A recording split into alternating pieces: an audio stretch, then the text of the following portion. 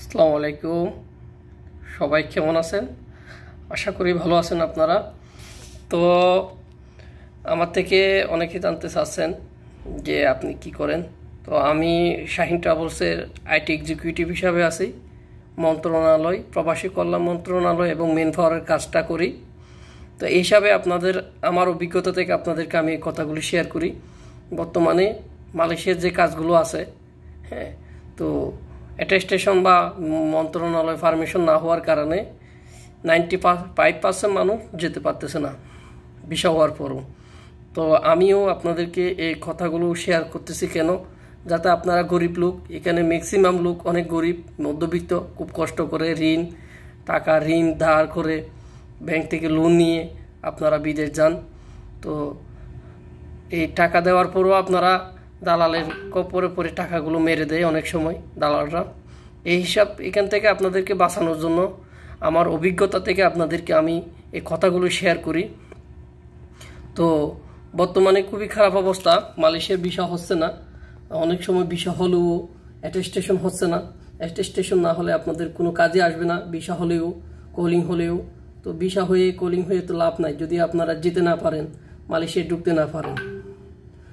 তো আপনাদের প্রতি আরেকটা অনুরোধ, আর কেউ মালয়েশিয়ায় ট্যুরিস্ট ভিসায় যাওয়ার জন্য চেষ্টা করবেন না, অথবা বৌরি কন্ট্যাক্ট, এয়ারপোর্ট কন্ট্যাক্টে। কারণ এটা সম্বন্ধে হয়তো ভয়াবহতা আপনারা জানেন না। মালয়েশিয়া যাওয়ার পরে তারপরে বুঝবেন যে কী অবস্থা মালয়েশিয়া।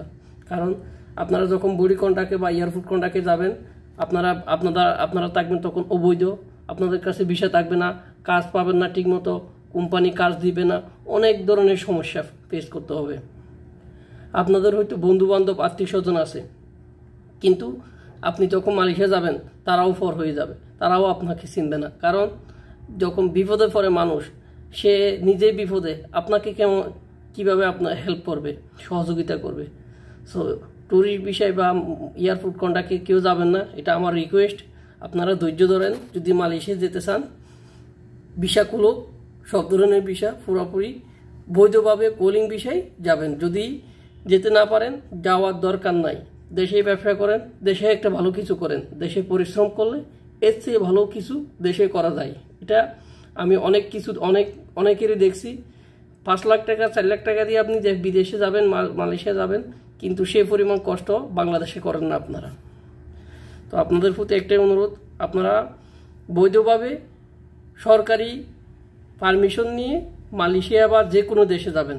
বর্তমানে সৌদি আরব ছাড়া বেশিরভাগ আরব কান্ট্রি এবং মধ্য এশিয়ার মধ্যে ভিসা বন্ধ আছে।